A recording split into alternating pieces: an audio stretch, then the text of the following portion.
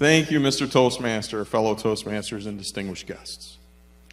So how many people here have taken a marketing class? By a show of hands. That's it? Really? Yeah, that's pretty good, though. You know what I'm asking, right? No? Bonnie, no clue? I have 5 to 7 minutes that I have to kill here, and if I ask a couple questions, I'm going to kill some time. That being said, today I'm going to talk about what I consider my 5 P's of marketing. If any of you had marketing class, you'll know that most of them say that there's 4 P's. I have 5. So I'll try to make this topic succinct tonight. Like the way I worked that in. And I'll also be giving you some insight into my business concepts. So the first P in marketing is product. So I'm going to pass this around. This is the brand new Widget 3000. Now, it might look like a valve stem for a semi-truck, because it is, but it's not. It is the ultimate.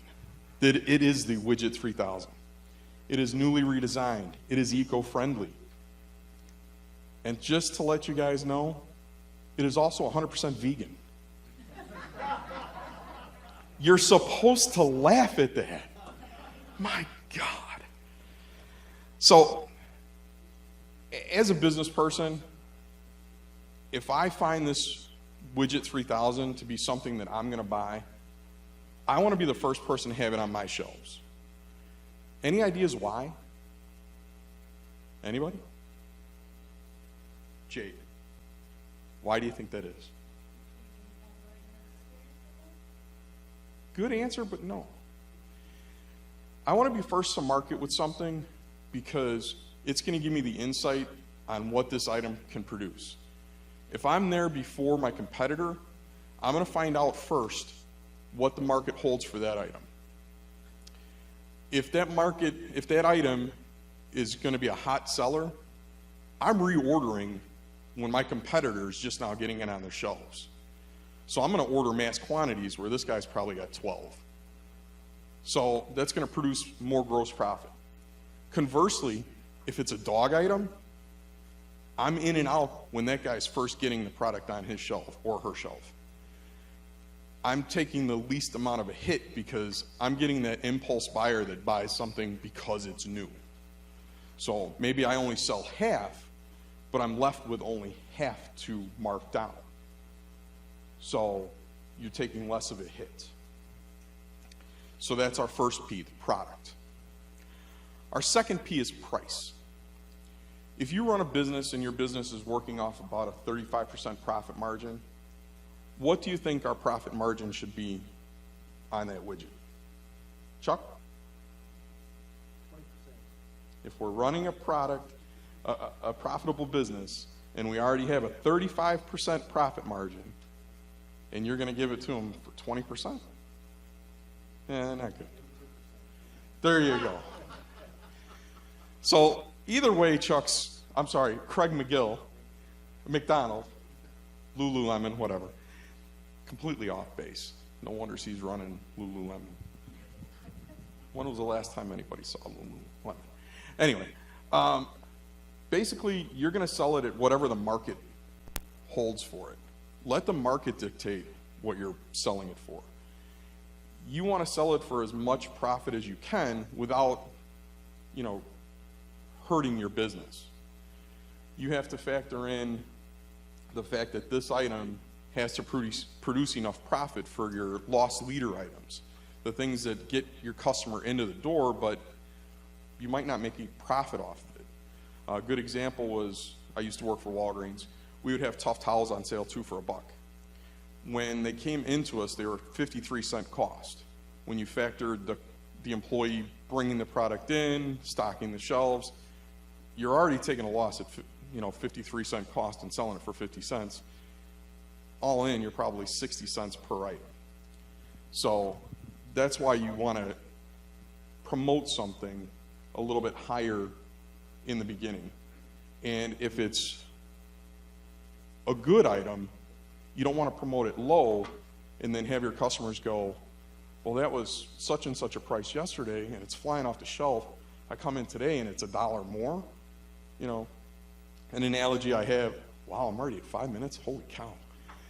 An analogy I had was, you know, you're running to work that morning and you see gas at $1.99 and you're like, man, I should stop and get gas, but you're running late.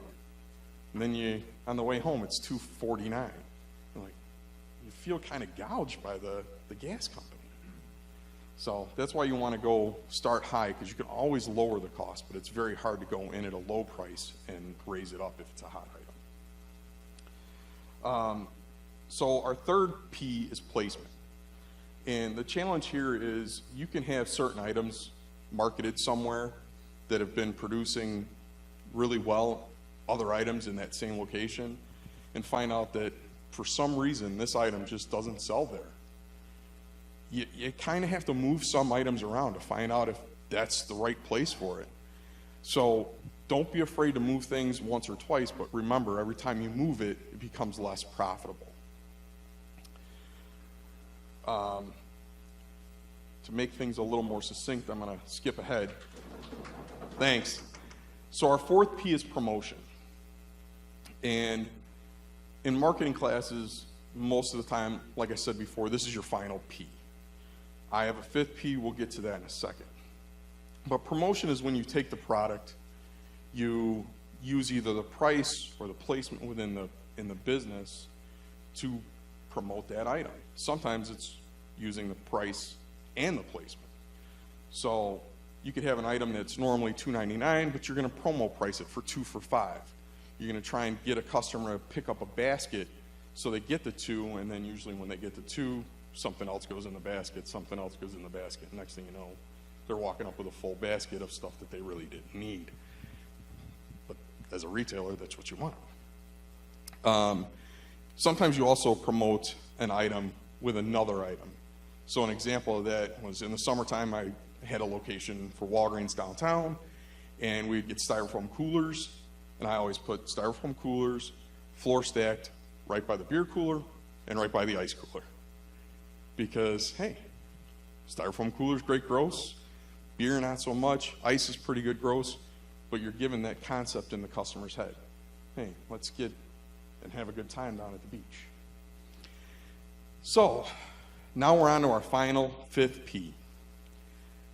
Anyone guess what it is? Good, but no. You're right. That's exactly it. To me, that's your most important P.